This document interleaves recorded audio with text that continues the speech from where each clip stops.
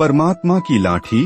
परमात्मा की लाठी दिखती नहीं और आवाज भी नहीं करती, लेकिन पड़ती है तो बहुत दर्द देती है। हमारे कर्म ही हमें उसकी लाठी से बचाते हैं, बस कर्म अच्छे होने चाहिए। ना जाने कितनी अनकही बातें साथ ले जाएंगे। आइए जनतते परमात्मा की लाठी का सचित्रण करती एक कहानी।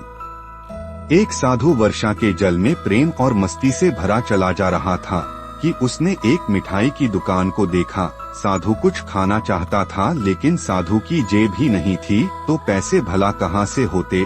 साधु कुछ पल भट्ठी से हाथ सेंकने के बाद चला ही जाना चाहता था कि नेक दिल हलवाई से रहा न गया और एक प्याला गरम दूध और कुछ जलेबियां साधु को दे दी। गरम जलेबियां गरम दूध के साथ खाई और फिर हाथों को ऊपर की ओर उठाकर हलवाई के लिए प्रार्थना की।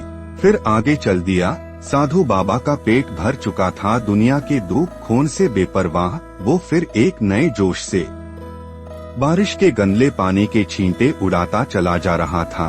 बारिश का कीचड़ भरा पानी उड़ता हुआ सीधा पीछे आने वाली युवती के कपड़ों में लग गया।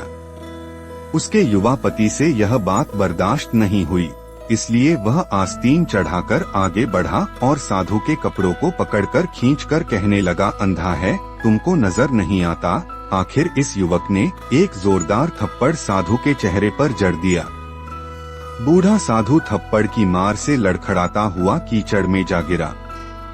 युवक ने जब साधु को नीचे गिरता देखा तो मुस्कुराते हुए वहां से चल दिया। बूढ़े साधु ने आकाश की ओर देखा और उसके होठों से निकला, वाह मेरे भगवान, कभी गरम दूध जलेबियां और कभी गरम थप्पड़, लेकिन जो तू चाहे मुझे भी वही पसंद है।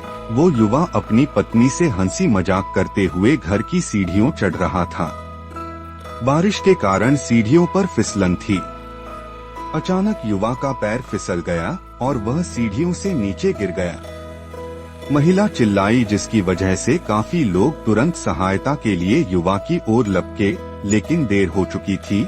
युवक का सिर फट गया था और कुछ ही देर में ज्यादा खून बह जाने के कारण इस नौजवान युवक की मौत हो चुकी थी।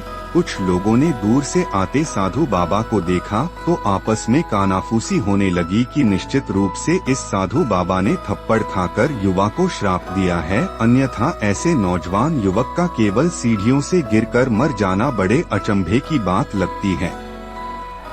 कुछ मंचले युवकों ने यह बात सुनकर साधु बाबा को घेर लिया और बोला, अगर आपने श्राप नहीं दिया तो ऐसा नौजवान युवा सीढ़ियों से गिरकर कैसे मर गया। तब साधु बाबा ने दर्शकों से एक अनोखा सवाल किया कि आप में से कोई इस सब घटना का चश्मदीद गवाह मौजूद है।